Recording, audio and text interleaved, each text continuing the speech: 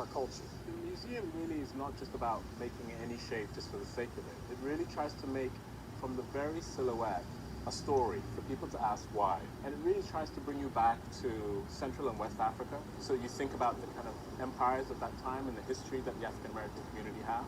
But also that the geometry, like coming to America, that defers to the monument of Washington, the 17.5 degrees, to show how it's integral. Even though it's from a different place, it's part of the same place. It's part of this place, America. We wanted a building that wasn't just constantly reflecting the light in the way that stone does, but we wanted something that would really be alive with the light, be more organic. And in a way, what it does is it really talks about the spectrum of the sort of dark presence in a mall, from bright to light. When it's a beautiful sunny day like this, it seems like the building is sometimes on fire. It's golden, sort of a flame. And then on a dull day, it's quiet, it's subtle, but it's almost black. And you kind of think it's black, and then you look and you see that it's got glints of brown and shimmers. And we think that that's about a really nice metaphor for the community.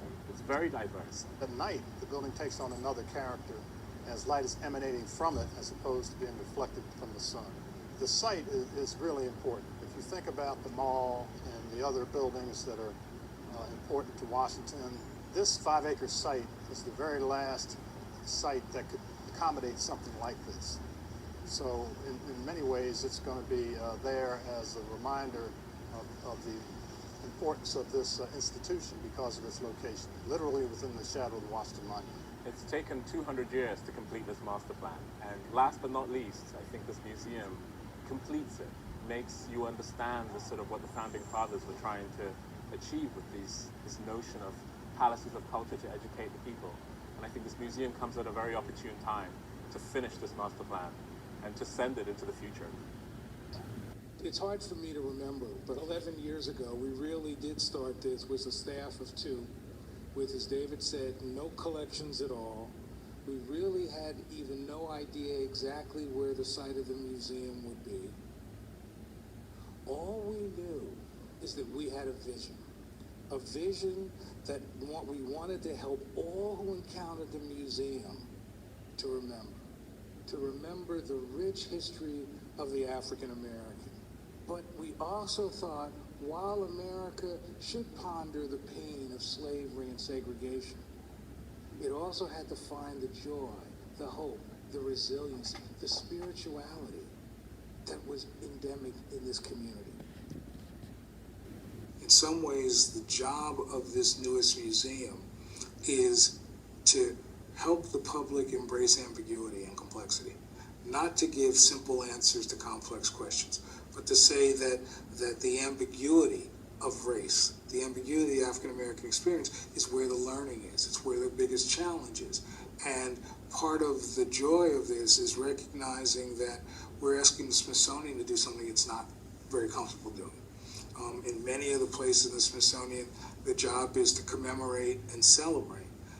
The job is to bring closure.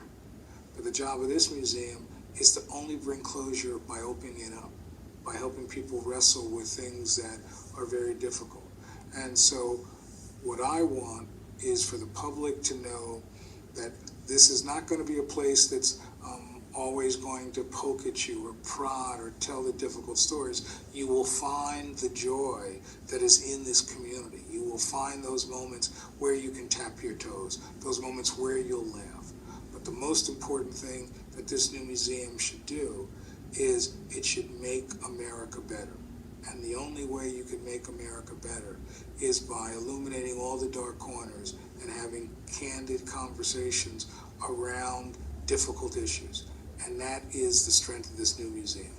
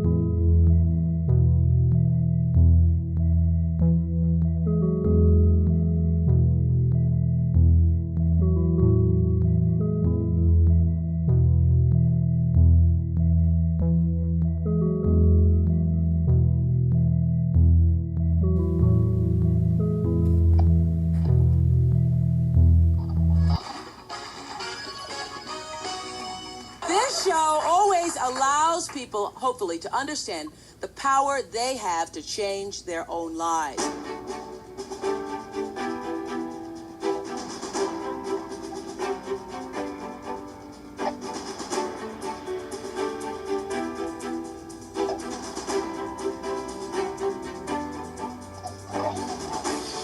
The Oprah Winfrey Show was a gift to me, and I believe a gift to the culture.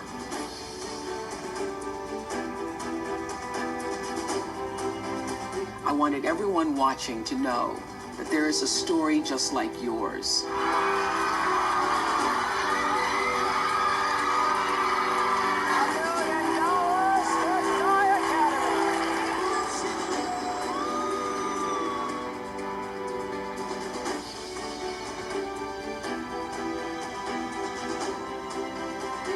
One of the reasons I love this museum so much is because you must know from whence you come.